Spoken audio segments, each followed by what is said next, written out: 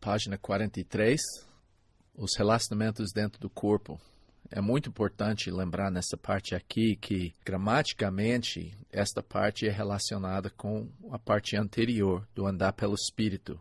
Lembra-se que ele deu 5 andares antes disso. Ele falou de andar digno do seu chamado em união.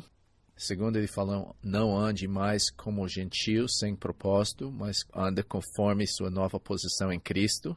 Daí ele falou de andar em amor, no sentido da pureza que reflete um amor sincero, verdadeira. Quarta coisa foi de andar na luz, expondo e transformando o mundo ao seu redor. E ele falou de andar em sabedoria e andar pelo Espírito. Então, esses são os andares que ele colocou para nós, admoestando. Agora, essas coisas vão refletir nos nossos relacionamentos. Então, ele mostra os relacionamentos entre o corpo, começando com o relacionamento conjugal. Porque eu creio que se isso não é sólido, a igreja não vai ter bons relacionamentos. Então, é muito importante a gente lembrar que um bom relacionamento é o resultado de ser cheio do Espírito. E começa com o relacionamento conjugal. Okay? Primeiro relacionamento entre a esposa e o marido. Este foi o primeiro relacionamento a ser tratado por causa da sua importância. Então, ele começou falando de esposas. Semente 30. Efésios 5, 22 a 24. O começo de um lar feliz e uma igreja forte é a submissão da mulher. Vamos ler os versículos aqui. As mulheres sejam submissas ao seu próprio marido como ao Senhor, porque o marido é o cabeça da mulher, como também Cristo é o cabeça da igreja, sendo ele mesmo o salvador do corpo. Como, porém, a igreja está sujeita a Cristo, assim também as mulheres sejam em toda submissão ao seu marido. A apostila fala, nenhuma organização ou relacionamento humano funciona sem líder. A gente tem pessoas que dão direção, agora não pensa no padrão de líder do mundo, que é um manda-chuva, uma pessoa que tem autoridade, que manda nas outras pessoas e os outros servem ele. Mas realmente tem que ter liderança, senão é uma anarquia, sem líder. O homem não é cabeça da família porque ele é superior. Simplesmente ele é líder, não porque ele é mais inteligente, mais forte, nada disso.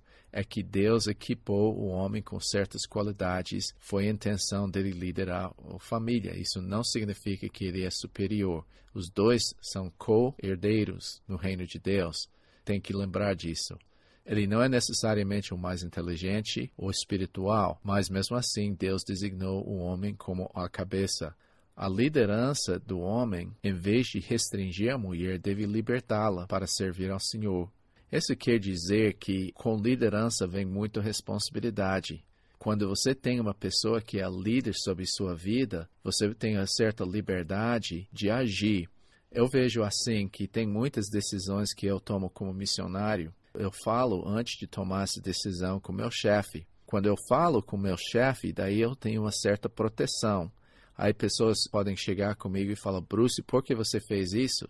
E eu poderia ter a proteção do meu chefe e falar, não, mas ele me mandou fazer isso, é esta a razão que eu estou fazendo. Eu já me protegi contra muitas acusações porque eu verifiquei com autoridade espiritual na minha vida. Então, eu não vejo uma autoridade espiritual na minha vida com algo pesado, mas é algo que me ajuda. É algo que me leva a ser mais eficaz e me liberta, em vez de me restringir. Então, quando a esposa respeita a liderança do marido, ela é protegida e desenvolve-se espiritualmente. O casal passa a funcionar mais com equipe, cada um usando seus dons. Eu vejo que há uma proteção espiritual. Lisa, eu creio que é mais vulnerável do que eu sobre certas coisas, e homem é naturalmente um pouco mais pé atrás das coisas. Mas a mulher é muito mais espiritual, muitas vezes. Ela é muito mais ativa. Então, quando os dois usam isso, o homem protegendo e a mulher realmente incentivando uma busca de Deus, e o relacionamento funciona mais com equipe. Nem é sempre assim, porque personalidades são diferentes, mas mais ou menos isso como a coisa funciona. Deus designou o homem como líder, porque ele deu ao homem certas qualidades para isso. Exercícios e perguntas. O que significa submissão? Que a mulher deve se submeter. Número 2. O fato de que o marido é o cabeça torna-o superior? Explique. Se você é uma mulher, Leia Provérbios 31, 10 a 31 e peça a Deus que possa aplicar esses princípios em submissão ao seu marido. Você pode ver que aquela mulher não foi parada, ela foi ativa e ela fez muitas coisas importantes. Ela que influenciou a família. E você pode ver que ela foi elogiada pelo marido. Eu conheço muitas mulheres que gostariam de rasgar Provérbios 31 da Bíblia, porque o padrão é muito alto de uma mulher virtuosa. Número 4. Se você é um homem, leia Mateus 20, 25 a 28.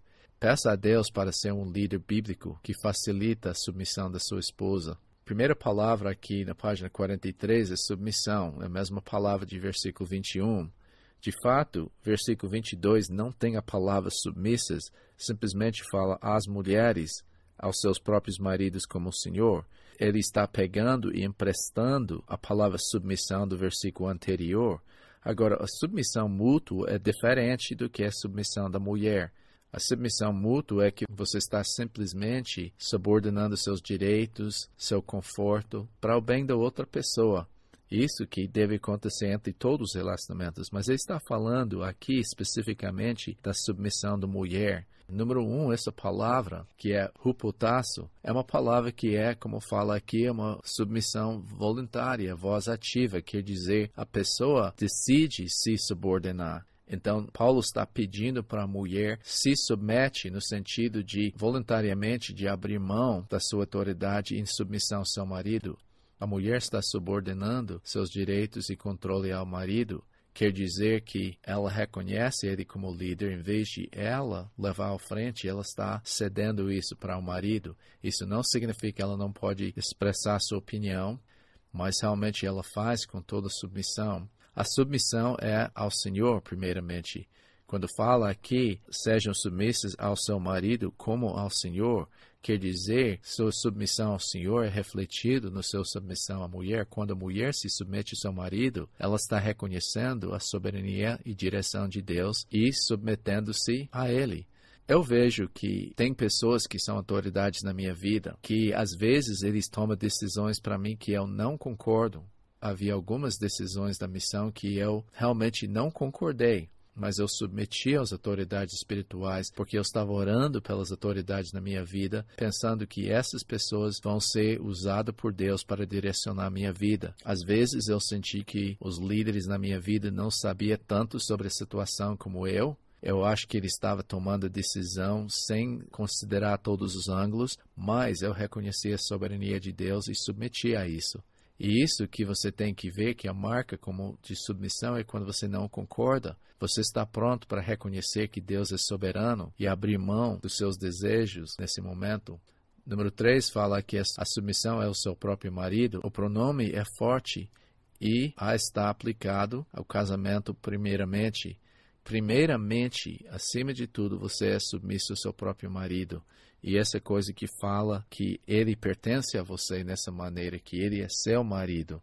Lembra-se disso, o paralelo dessa submissão aqui é em versículo 33, porque fala que a esposa deve respeitar seu marido. Então, o aspecto disso é que o homem é muito frágil. Mulheres, eu vou falar isso para você. O homem é muito frágil. Ele precisa do apoio da sua esposa. Eu creio que muita imoralidade acontece hoje, não porque o homem está procurando sexo fora do casamento, mas está procurando respeito que ele não recebe da sua esposa. Então, mulher, você deve levar seu marido a se sentir o mais respeitado de todos os homens.